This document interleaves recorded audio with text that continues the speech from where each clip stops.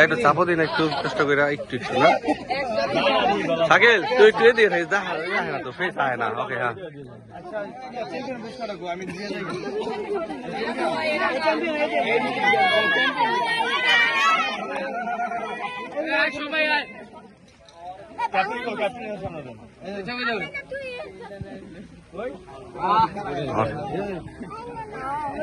আচ্ছা আমি আমার কথা কয়ে যাই তোকে বল টল যেটা যা লাগে